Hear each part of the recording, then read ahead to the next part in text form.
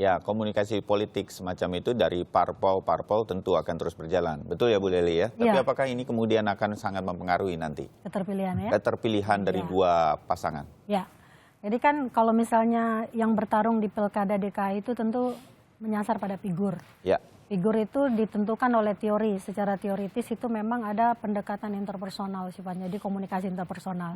Tapi apakah partai memberi sumbangsi? Karena dia juga ada teori kedua kan, teori Ya. kedua organisasi, manajemen partai yang bergerak atau sekedar mendukung saja tapi tidak melakukan apa-apa untuk figur tadi. Ini menjadi persoalan nantinya. Berbeda dengan pilkada yang pertama kemarin ya, putaran pertama itu kan diperlihatkan sekali mana figur partai, Ya. mana kemudian figur organisasi yang bisa saling menggerakkan. Lalu yang ketiga media massa. Media massa ini sejauh mana bisa mengakomodasi kepentingan pasangan tadi yang akan menjual diri secara politik. Ya. Lalu yang keempat kelompok kepentingan. Ya. Nah kelompok kepentingan yang dibangun barusan ini dari PKS ya. Ya. Nah ini yang mengatakan bagaimana bisa menyebarluaskan informasi tentang program yang akan digagas. Nah, soal masjid ini siapa, partai mana, figur mana yang lebih dominan. Jadi bagaimanapun pilkada langsung yang dipilih oleh rakyat itu memang menyasar ke figur. Tapi sumbangsi partai itu turut menentukan kalau partainya tidak bermasalah. Ya. Karena kalau partainya bermasalah itu mempengaruhi juga. Jadi elektabilitas figur tergugurkan karena elektabilitas partai. Ya. Seperti itu, Mas. Jadi sebetulnya visi misi ini masih akan terus kita dengar. Harus. Walaupun kita sudah cukup mendengarnya Ya. di putaran pertama kemarin. Makanya ini Karena bagaimana kampanyenya kan akan berubah katanya. Oh, Tidak lagi nah, bisa mengumpulkan kita pengen tahu massa. model kampanyenya jadi seperti apa, Bu Dahlia? Ya sebenarnya kampanye untuk putaran kedua memang berbeda dari sisi konten kampanyenya ya. Jadi ada yang membedakan di putaran pertama ada masa pengenalan calon. Ya. Masa pengenalan calon di mana pemilih kan sebelumnya mungkin belum tahu ya calonnya Betul. siapa, kemudian mereka dikenalkan melalui kampanye. Nah sekarang pemilih dalam posisi sudah kenal atau sudah tahu calonnya begitu ya, tinggal dua.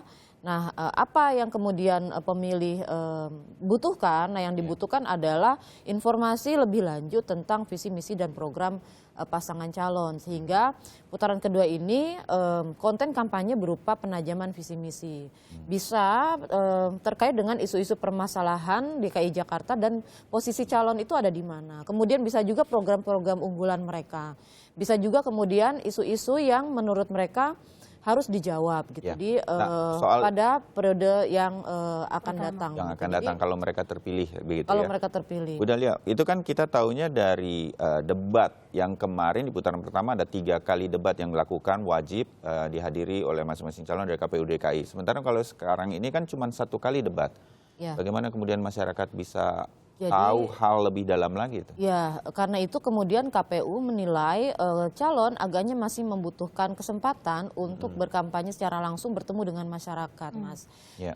Tidak bisa kemudian dibatasi satu metode saja karena ada masyarakat yang kemarin tidak memilih atau golput, ada masyarakat yang sudah memilih, ada masyarakat yang sudah memilih dan tidak memilih calon dua yang masuk ke putaran kedua, sehingga tentu calon harus diberi kesempatan untuk mengkomunikasikan atau menginformasikan apa yang menjadi kelebihan atau program-program unggulan yang kemudian itu bisa menjadi referensi pemilih. Jadi ya. mereka diharapkan Sehingga tetap bisa langsung bertemu dengan tetap masyarakat. langsung melakukan dialog dengan pemilih, kemudian juga boleh melakukan pertemuan-pertemuan dan metode-metode lain yang memang ada di putaran pertama, tetapi konten kampanyenya yang harus berbeda, yaitu penajaman visi misi.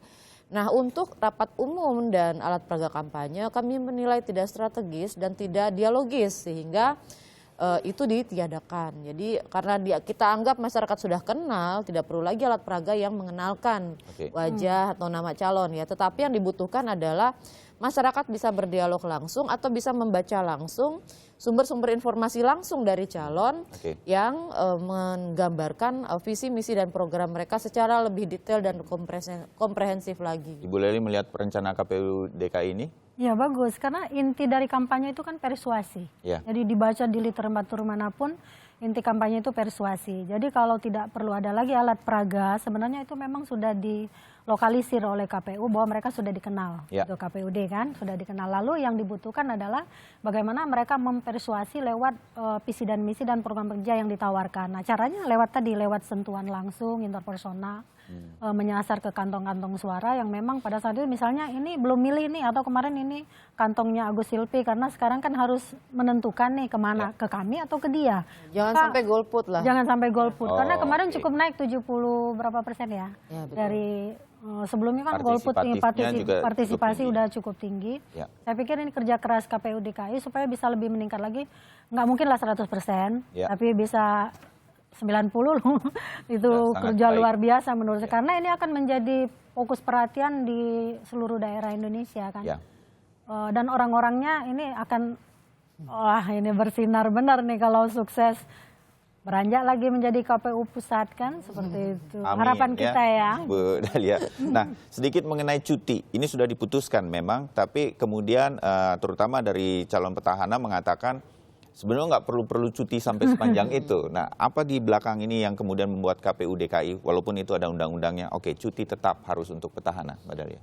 Ya sebenarnya kami tidak jadi sebenarnya ketentuan tentang cuti bukan diatur oleh KPU DKI. Setuju? Tetapi itu memang bunyi undang-undang yang sekarang seperti itu. Apabila ada kampanye maka pertahanan harus cuti. Ya, itu di Undang-Undang 10 2016 pasal 70. Nah, undang-undang itu tidak mengatur spesifik bahwa itu hanya berlaku untuk pilkada yang sifatnya serentak. Dia hanya mengatur intinya kalau ada sebuah pemilihan kepala daerah dan ada masa kampanye maka pertahanan harus cuti. Jadi sebenarnya kewajiban cuti itu ada dalam undang-undang. Tetapi memang kenapa KPU DKI kemudian menetapkan ada kampanye, ya tadi yang saya sebutkan bahwa sekali lagi dalam undang-undang juga kalau ada pemilihan ya ada tahapan yang namanya kampanye. Dan peraturan KPU lebih lanjut juga menyatakan ada kampanye di situ dan tidak dibatasi dalam PKPU bahwa kampanye cukup penajaman visi misi dalam debat saja. Sehingga mau tidak mau tentu kami harus mengikuti aturan itu supaya ada kepastian hukum dan ada ada kesamaan atau kesesuaian antara apa yang kami tetapkan dengan memang undang-undang yang memayunginya. Ya, saya rasa cukup jelas untuk itu. Tapi mengenai cuti, Bu Leli, singkat mungkin bagian akhir. Setuju? Ya, saya setuju saja supaya jangan ada konflik kepentingan di dalamnya. Kan isunya kalau petahana bisa memanfaatkan, terutama petahana ya, itu bisa memanfaatkan fasilitas negara untuk kepentingan politiknya. Maka ini menjadi sesuatu yang riskan. Tapi yang jelas persoalan sumber daya manusia terkait dengan undang-undang kan penafsiran dan persepsi yang tidak sama tentang berbagai aturan yang terjadi. Tapi kalau penyelenggara yang sudah menyampaikan harusnya bisa dipersepsi sama. Baik. Kecuali umum nih, kalau umum persepsinya bisa berbeda lagi. Gitu. Oke, kita sama-sama mengikuti bersama khususnya untuk warga Jakarta putaran kedua kampanyenya mulai besok ya, sudah akan dimulai. Ibu Dahlia, salam sama seluruhnya di KPU DKI. Makasih, Selamat bekerja kembali ya untuk putaran Kerja kedua keras. yang saya yakin sama beratnya, malah mungkin lebih berat dari putaran pertama. Ibu Leli juga terima kasih untuk komentar-komentarnya di kesempatan pagi ini. Kita jumpa lagi lain Sama-sama, waktu. terima kasih.